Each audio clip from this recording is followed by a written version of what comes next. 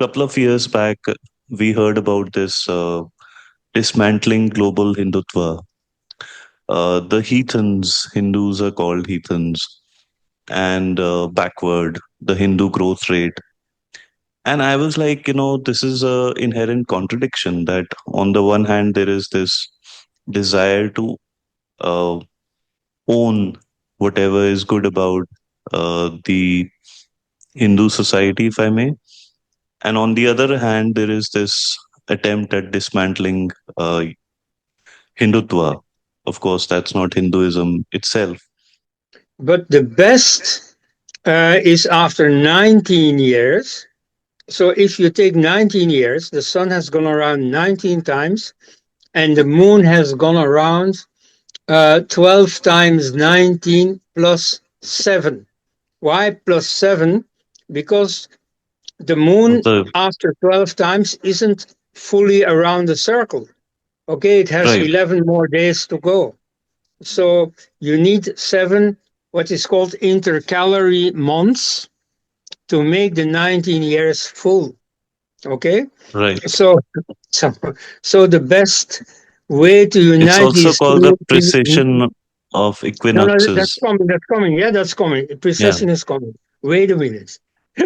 Okay, so this 19 years would be the ideal period to unite the moon and the sun cycles. 8 is a good approximation.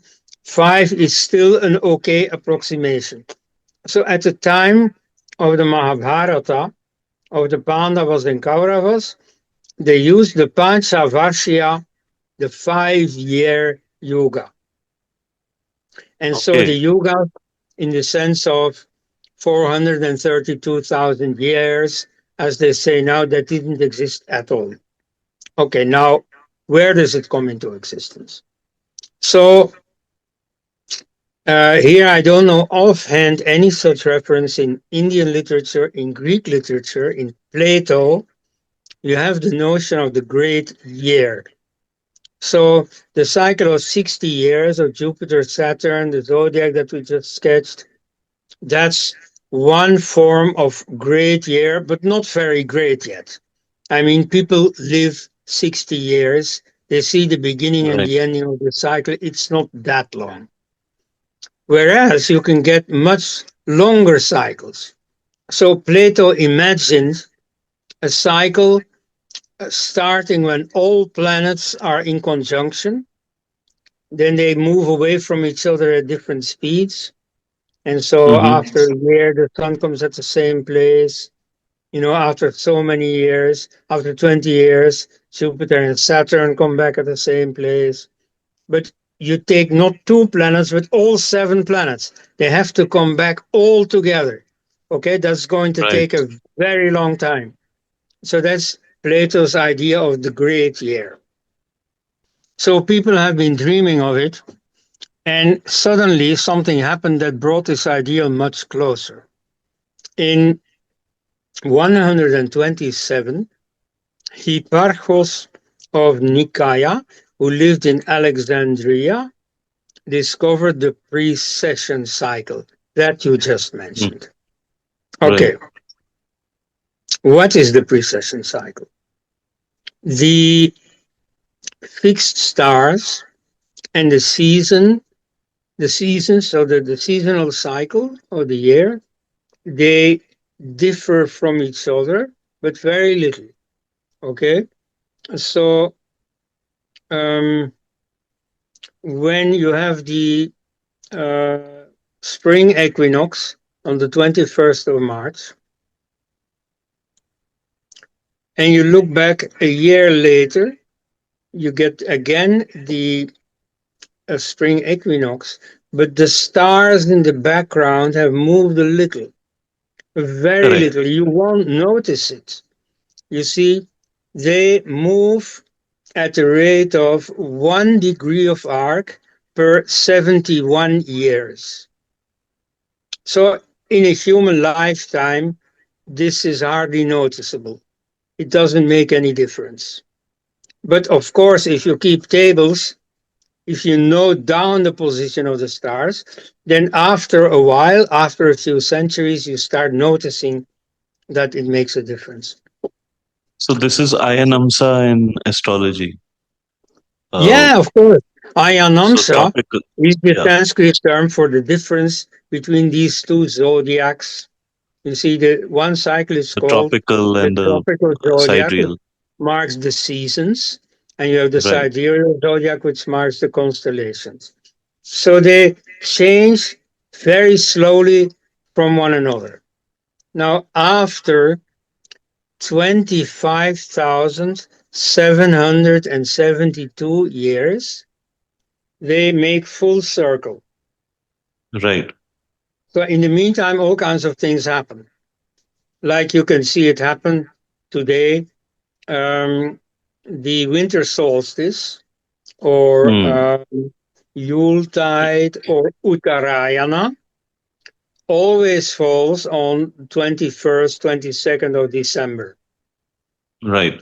Yet, yet, a festival that one day long ago, namely in the 3rd century CE, fell on Uttarayana, now falls on the 15th of January, namely Makar Sankranti.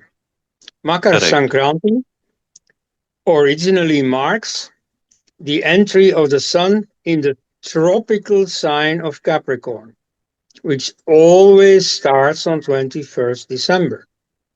Whereas Makar Sankranti celebrates the entry into sidereal Capricorn or Makara, which is now on 15th of January. Okay? And it's not fixed to 15th of January because if you wait long enough, it'll fall in February and in March and all the year round. And only after 25,772 years will it be in its original position. See, So, so it's 24 days into 71 years after the last time it would have fallen on 21st December, if I'm right. yes, exactly.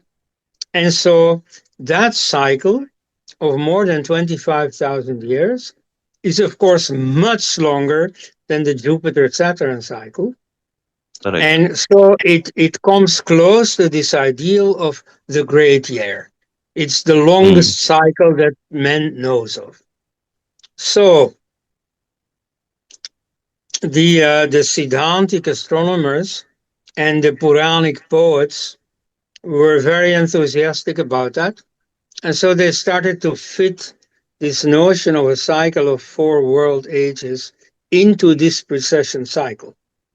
Now, Hmm. at the time, of course, they didn't know about the precession very long yet, and their measurements were not all that accurate. So this 25,000 something years was rounded off to 24,000, which is a very practical number. It can be divided into 12. And so that's what they did. And they put the 4 world ages on it, at least on one half of it. So they had a descending half and an ascending half. And in each of the two, they fitted the 4 world ages, but unequally. Because you see, the idea was that the Satya Yuga or Karta Yuga is the best. And so it's also the Hmm. longest, and then Right. less and less, and the shortest. So they are in a proportion of 4 to 3 to 2 to 1, as they say in Sanskrit literature. In the Karta Yuga, the Dharma bull is standing on 4 feet, in Treta only on 3 feet, in Dwapara on two, and in Kali Yuga only on one. And so that is expressed in the number signifying their length. So the Hmm. shortest is the Kali Yuga, which at that time is, now let me calculate, the total is 24,000. One half of it is 12,000. Okay, Right. 12,000 divided by 10 is 1,200. The Dwapara Yuga is twice as long, so it's 2,400. The Mm. Treta is even longer, it's 3,600, and the longest is the Karta Yuga, 4,800. Altogether, 12,000. Okay? Mm. Now, so that's a system attributed to sage Markandeya. Um, However, that was not yet good enough because you see, these Puranic poets had the idea that a human year is only a day for the gods.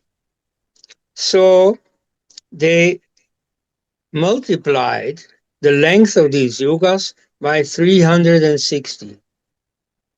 And Mm. so that's how you come from Kali Yuga 1200 years to 1200 times 360 is 432,000 years. Ah, And so now okay. everybody says, oh, yeah, the yugas are 4,300, 320 4 lakh years, 32. Yeah. something like that. Yes. A very long, unwieldy number. Okay. But Mm. so that's a completely artificial number, full of awe for the greatness of the gods, but not corresponding to any actual astronomical cycle. And Mm. so, given also that the Vedic rishis and so on, they did completely without these four yugas, they had no such notion.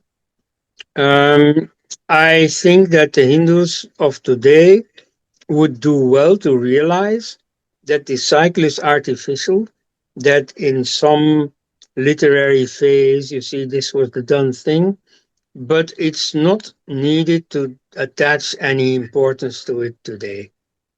So it's just there, it's a literary device, but it has no importance. And so, what is the result for your question about the distance between Rama and Krishna? Rama, as everybody of your viewers knows, is the Treta Thakur. He is the Mm. Lord of the Treta Yuga. Okay? Right. And Krishna lives at the end of the Dwapara Yuga. In fact, he marks the end of the Dwapara Yuga. It is said that Kali Yuga will not start as long as Krishna's feet walk on the earth. This means that the day Krishna dies, the Kali Yuga starts. Okay? Mm.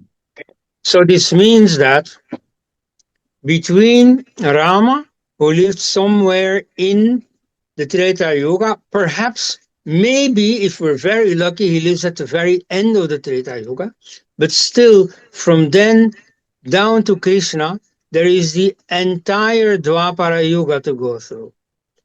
Now, according Right. to this poetic tradition, the Dwapara Yuga lasts 2 times 432,000 years, which means like 900,000 years. Right. So, 840. according to that reckoning, there is practically a million years between Rama and Krishna. So then Mm. obviously people will say, oh yeah, Rama lived long before Krishna.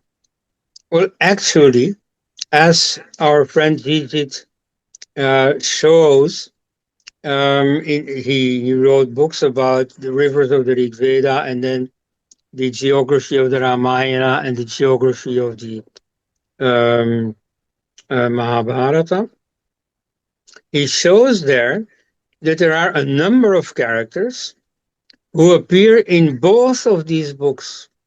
You see, you have at the time of Rama's adventures, you have Hanuman as a young fellow. You know, he jumps around and so on. He is very dynamic because Right. partly because he's young. Then in the Mahabharata, one of the heroes, I think it's Bhima, actually meets Hanuman, the same Hanuman, but who has then become a very old man. Very stiff, he can't move anymore, and so on, as happens to very old people. So there is like 80 years or so between those two periods. And that's That's it. in fact That's the distance between the Ramayana events and the Mahabharata events. Okay? So it's not 1 million years, it's just a few generations. Mm. So that's And like the you can, Second World War and today. yeah, and you can see this also by the character of Shantanu. Shantanu is a contemporary of Rama, part of the last generation of the Rig Veda.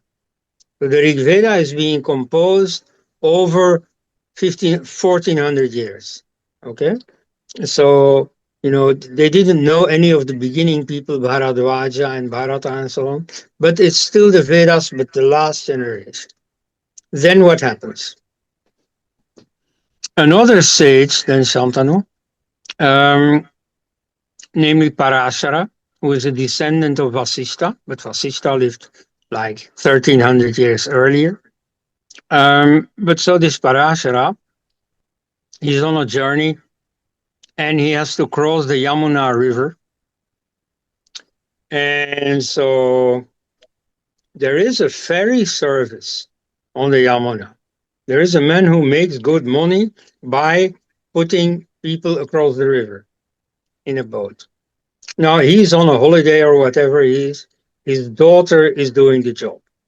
His teenage daughter, who's very charming, Satyavati, also called Kali, the black one, Mm. because she's actually black, and we will see what role that will play.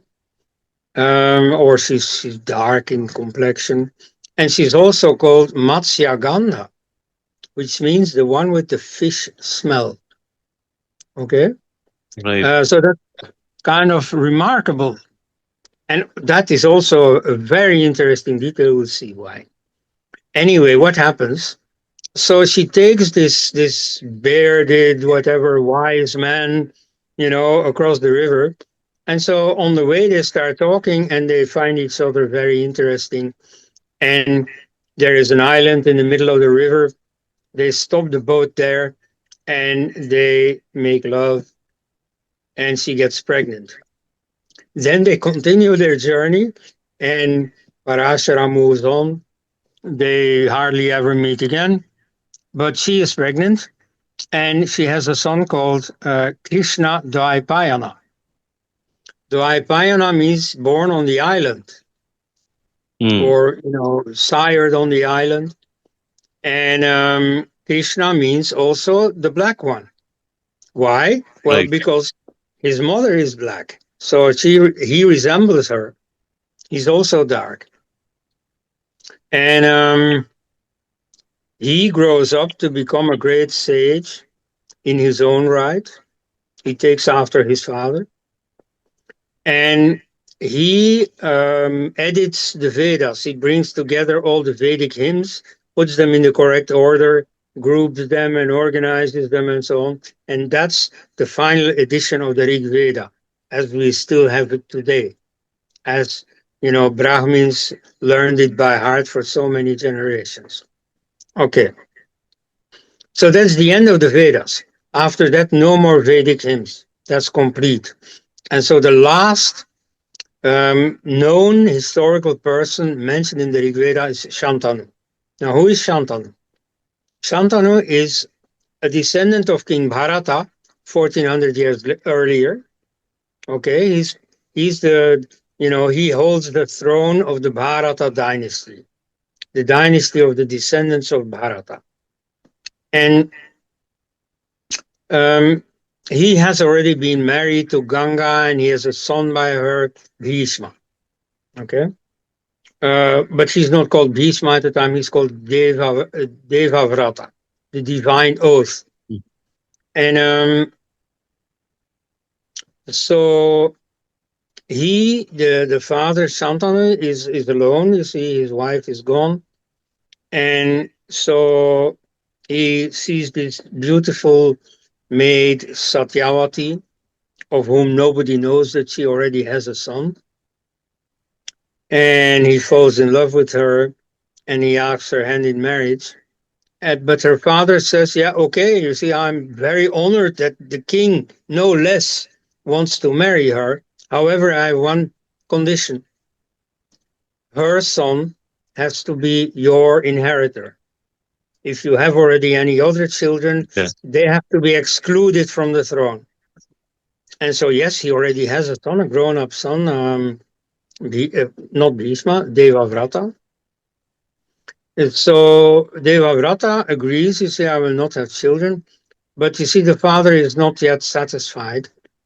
And so Bhishma says, well, you see, or Devavrata says to his father, I would really want to help you, to go through with this marriage. So I promise that I will never get married myself. I will not have children, even if I reject the throne. They might claim it. Okay, so I understand that this father of Satyavati doesn't want any further descendants. So I will remain celibate all my life. I will not Mm. have children who can claim your throne. That is what is described as a terrible oath. So from then Mm. on, Deva Vrata, the divine oath, becomes known as Bhishma Vrata, the terrible oath. You see, later on in Hindu culture, celibacy becomes very ordinary.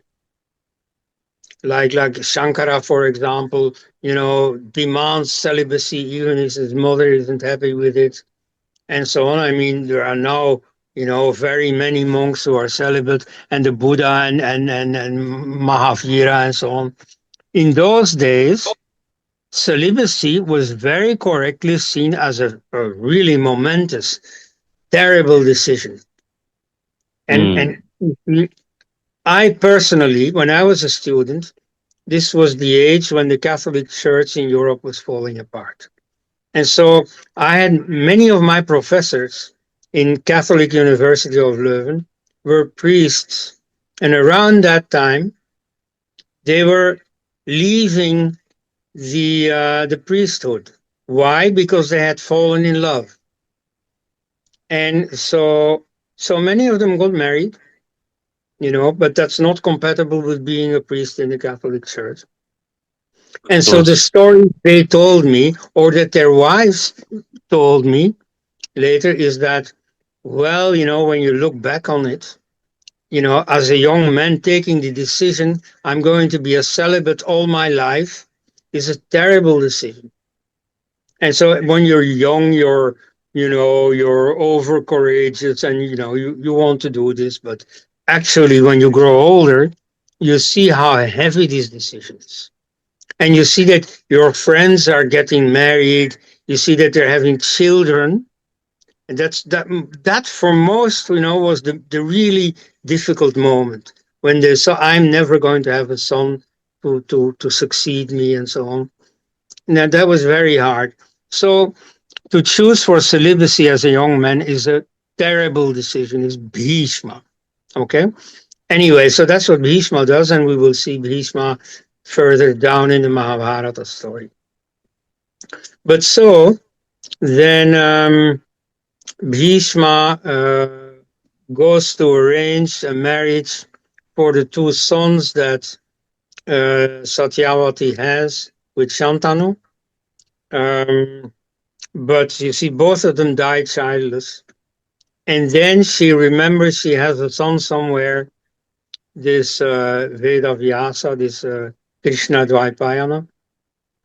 Right. And so she asks him, please come and replace my dead son Vichitravirya with his two brides to make them pregnant.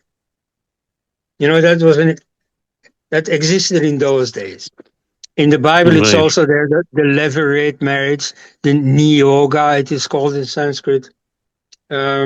So you see, that's what he does. He comes by these princesses and makes them pregnant. Then he disappears again.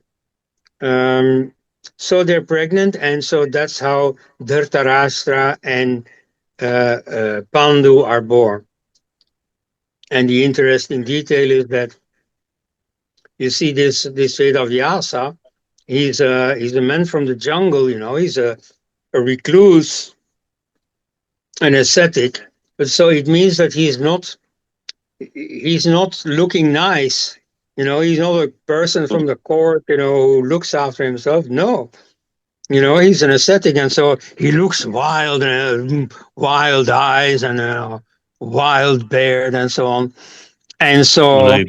this first princess, Ambika, she's frightened and she closes her eyes while you see he does his thing with her. And that's why the son who is born from this is blind.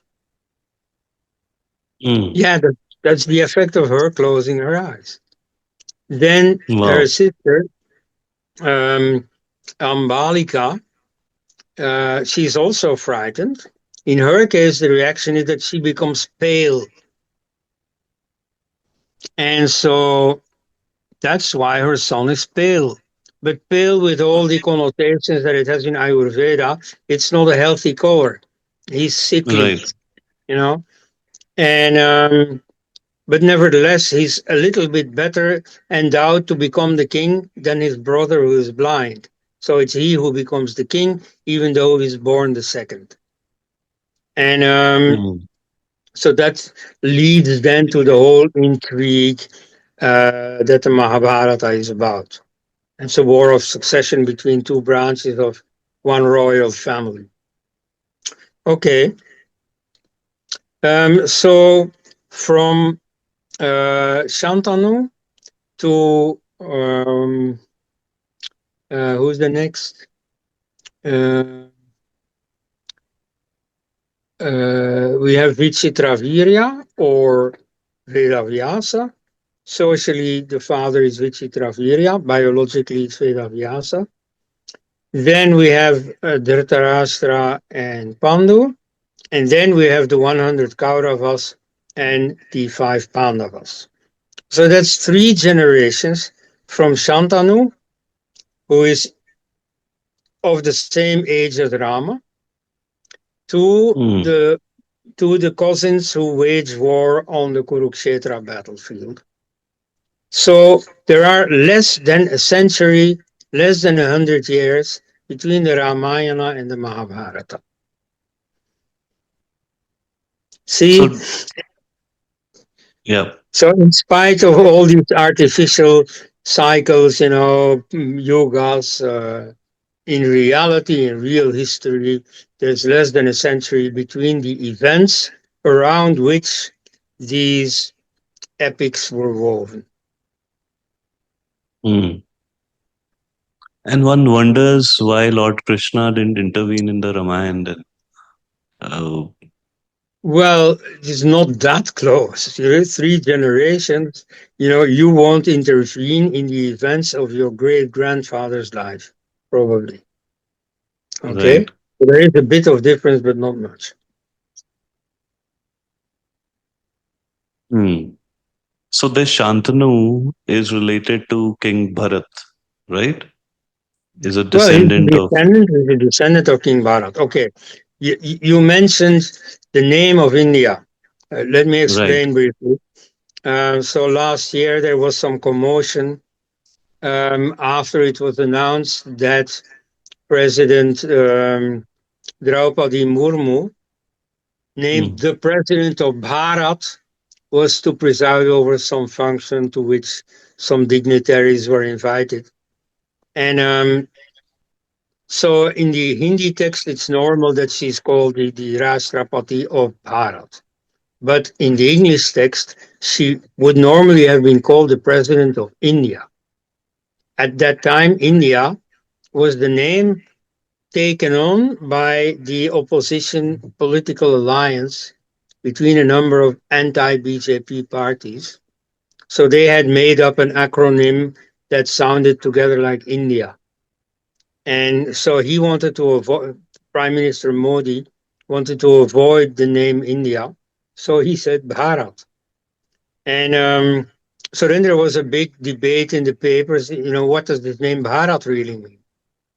And so people volunteered 2 explanations. One was from the Mahabharata, where King Bharata, after whom the Bharata dynasty is named, and therefore the country Bharat. Okay, this King Bharata, he was said to be the son of Dushyanta and Shakuntala. Shakuntala, who was the daughter of Vishwamitra. Now, this is very unlikely. His father must have been named Dushyanta. And so we have a king list, Hmm. summing up all the kings from Manu Vayavasvata down to the Mauryas or so. And that's a very valid source. You see, the history of Egypt or of Mesopotamia could never have been written but for their local king lists. Hmm. And so in India also you have these king lists. They're very, very valid as a source of information, even though the rest of the Puranas is not so trustworthy. And so the father of Bharata was indeed Dushyanta. His mother may have been called Shakuntala, I don't know. But there is one detail about Shakuntala that is not sustainable. She is called the daughter of Vishwamitra. Vishwamitra is a Vedic seer and the composer of the Gayatri mantra, Right. which is still intoned every day at dawn. Um, Now, of course, by definition, Bharata, the King Bharata, has to be earlier than Vishwamitra. He can't be the grandson of Vishwamitra, at least not of that Vishwamitra. And why Hmm. is that? Well, you see, what is so special about this Bharata? Some people have said, oh, it's the etymology of his name. And so they say, Hmm. Bharata. Rata means to be focused on, to be oriented towards. It can even mean to have intercourse with. I suppose that's not meant as the meaning here. And Bha means light. Hmm. Okay. So it means oriented towards the light. So that's very deep, profound, spiritual, and so on. Yeah, that's the etymology. That's not very likely. I mean, being very busy with the topic of etymology, but it's possible. Why not? At any rate, it's not because of the etymology of his name that Bharata has become famous. Another explanation from the Vishnu Purana says that he is the son of Urshabhadeva, who Hmm. is, or at least has the same name as the first of the 24 Tirthankaras of Jainism. You see, in Jainism, Okay. you have two gurus who are definitely historical. Mahavira is the 24th, and before him is Parshvanath. And so the 22 earlier ones in the series of 24 Ford makers or Tirthankaras that they claim, it is an open question whether they are historical at all. You see, the story about them is quite stereotypical. Who knows if they're historical? But let's assume they're historical. Then the first one, or Adinath, meaning the first master, the first lord, is called Urshabha. And so, if he is the father of this Bharata, well, let's see if that's possible. You see, today in any Indian city, you can find some Veda type temple or some, Pathshala or something related to the Vedas. And next door, you find some temple for Mahavira or Parshvanath or someone from Jainism. But in those days, that didn't exist. The Vedic tradition existed in Haryana Hmm. along the Saraswati River, which is now the Ghaggar. So some sites from along the Saraswati still exist. I've been a few times in Pihova, which is a sort of sacred site, pilgrimage place along the Ghaggar today. Um, and Jainism started in Greater Magadha, more or less present day Bihar, which is about 1,000 kilometers to the east. Now, today, Right. 1,000 kilometers is nothing. You take the plane in Delhi and you land 4 hours later in Patna, and there you are. In those days, this was incredibly distant.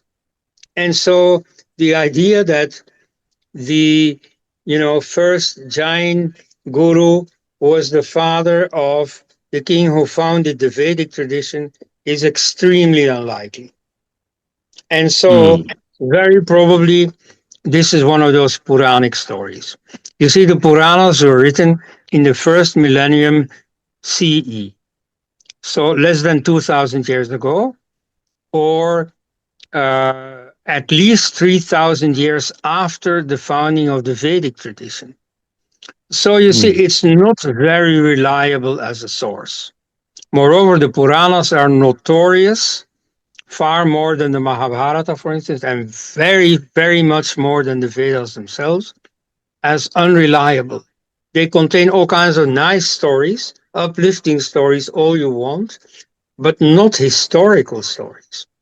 For example, in the Vedas, you have a character called Ila, and the Vedic seers are called the Ailas, that is to say, the descendants of Ila. Who is Ila? She's the eldest daughter of Manu, and Manu is also mentioned in the Rig Veda. So the Manu Mm. Smriti that we now have is from thousands of years later, but the whole idea of a character Manu, an ancient patriarch and lawgiver, that dates from the Rig Veda itself. And so you see, his eldest daughter was Ila. Now, because she was a girl, she couldn't inherit the throne, which went to her younger brother Ikshvaku, who founded the Solar dynasty. So she Right. moved away. She married to some guy called Buddha, and they had a son Pururavas, and he started the Lunar dynasty. And in the Lunar Mm. dynasty, after some Mm. adventures and so on, ends up on the Saraswati River. And there, one of the descendants is called Puru. And so that his descendants are then the Pauravas. All the Vedic seers are Pauravas, or almost all. So the Vedic tradition that starts there is the tradition of the Pauravas. It's not of the giants back in Magadha. It's not of South India or anywhere. It's that local tradition. In Haryana, in a territory as big as, you know, maybe I can put it this way, as big as Belgium.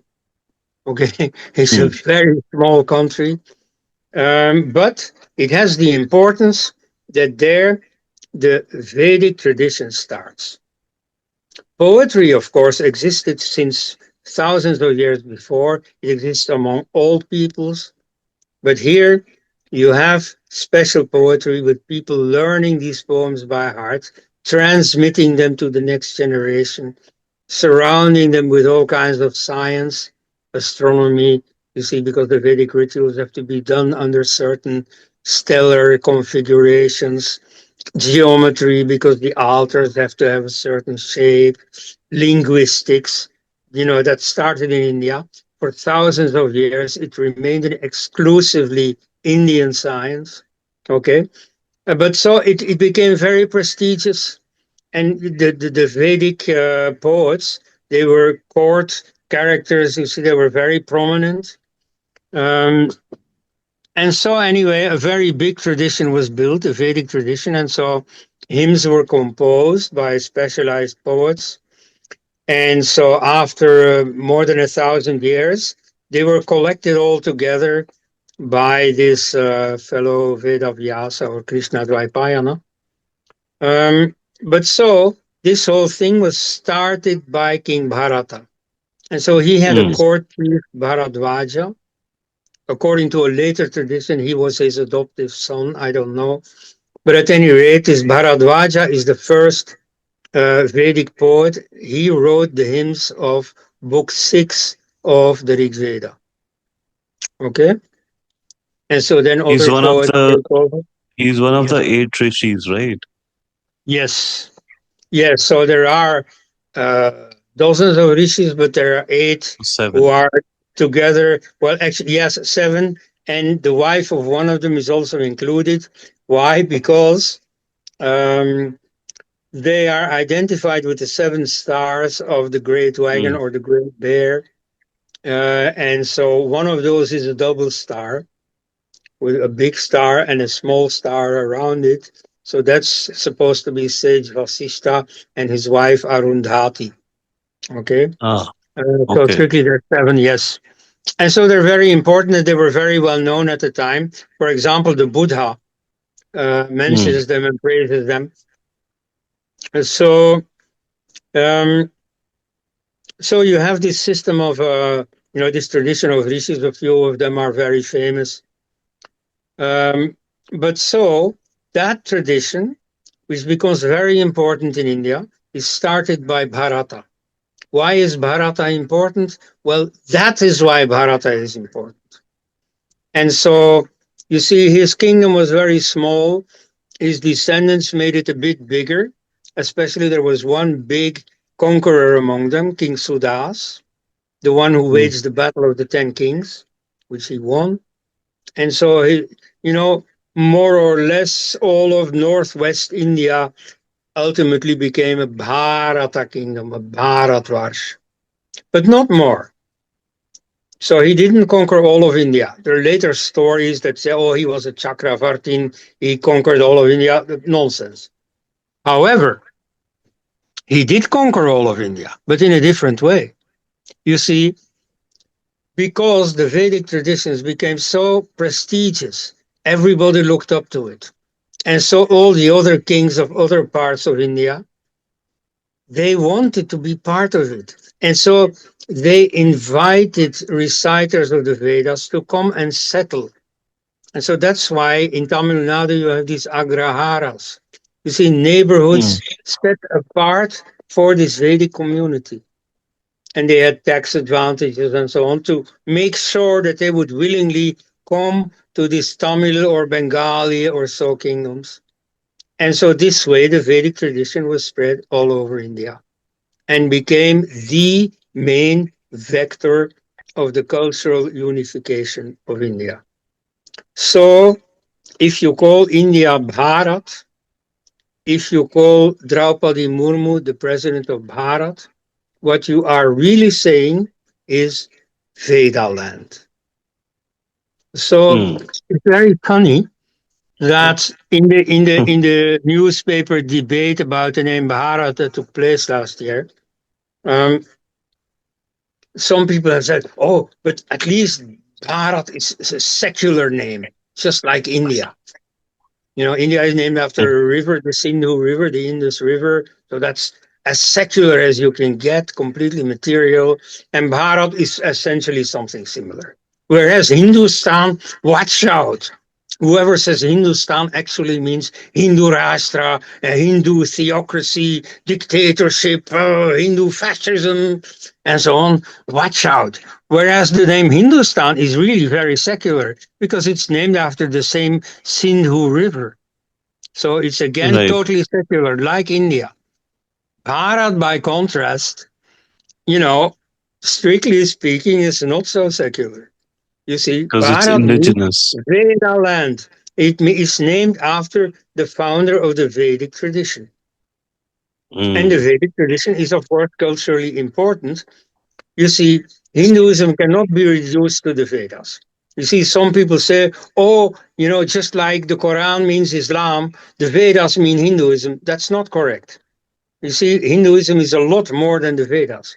For example, the temple worship, I mean, the worship of murtis, of, gold statues that are housed in temples, you find that all over India. That's not in the Vedas. Never have King Bharata or Sage Vasishta or so going to a temple. Never. But there is That's one evidence I will present to you on that. Contrary to that, okay. uh, if you read the Brihad Hora Parashar, which Sage Parashar wrote Yes. allegedly, uh, some of the remedies he gives uh, require you to create deities of these shapes. Okay. Like you know, with mud or some material. So You like Ganesha. So you create a murti of Ganesha with your own hands or something like that. So I don't know how that relates to the dates, but yeah, that's there. Well, exactly. The dates are very important. So the practice of astrology, in that sense of personal horoscopes, is fairly recent. That's a whole other discussion that I won't go into now. Right, sure. In the Sorry Vedic to age, break your what you, flow. no, no, it's okay. In the Vedic age, what you did have, there was some astrology, but not horoscopes. What there was, for instance, was starting a date at the correct, an event at the correct time. So if you Muhurat. started a building, building a house, or if you planned a military campaign, or if you planned a marriage, a wedding, you had to take into account the position of the stars. Like, for Mm, example, you should not start an enterprise at the time of the waning moon, because that means it will right. come smaller and smaller. You should start at the waxing moon when it will grow and grow and grow. Um, okay, so that existed, but you see what happens in this Parashar. Um, his book is, it's part Brihathura of the Parash. more recent tradition of astrology. That's not from Mm, the Vedic age. Um, anyway, there may have been, I sure. mean, people do this all over the world, starting to make some image of gods. Still, in the Vedas, the usual thing is that if you want to worship the sun, you don't make a murti of god Surya. No, you you gather, in time for the sun to rise, and you And you worship the chant some rising mantra. sun physically as it is, the real sun, Hmm. not an image of the sun. And so Mm, this Murti Puja comes about much later. And so some people say it dates back from the time when the Greeks were in Afghanistan. They took over Buddhism, and then hmm. against the specific prohibition by the Buddha, they make images of the Buddha after their own tradition of the images of the god Apollo. Okay, so in Greece they had some kind of murtis, so they brought that to India, and then in India they also started doing. That's one theory. I mean, I'm not a specialist on that. At any rate, all I want to say is this practice of murtis are later than the Vedas. But Sure. no matter, you see, my point is precisely that the Vedas were very fit to be an overarching canopy, uniting all the different traditions, Tantra, goddess worship and so on, Murti Puja, bringing them all together in one commonwealth that we now know as Hinduism. So the Mm, Vedas are not the origin of that. Indeed, many Hindu practices predate the Vedas. Um, but they served as a framework bringing it all together. And this is ah, exactly also the spirit of the Vedas, the very last hymn of the Vedas. And so we hmm. may assume that Veda Vyasa, when he gave the correct place and number to each of the hymns, he knew what he was doing. He knew which one he put at the end to remember. And so that hymn says, come, you see, all the tribes, let's come together around the fire. Let's worship together. Let's be of one mind. And so that's what the Vedas do with all the religious practices that exist in India. And so that's why it is logical to associate the Vedas, to more or less identify the Vedas with the whole idea of Indian unity. And that's why the name Bharat is par excellence appropriate for India, for the subcontinent. Great. Um, so, Dr. Els, there are many questions. We should probably take it up in a later session.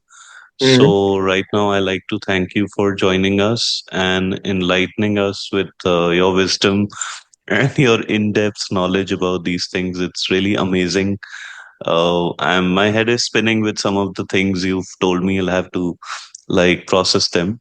Uh, but we'll surely come back and, uh, talk about this again. Thank you so much.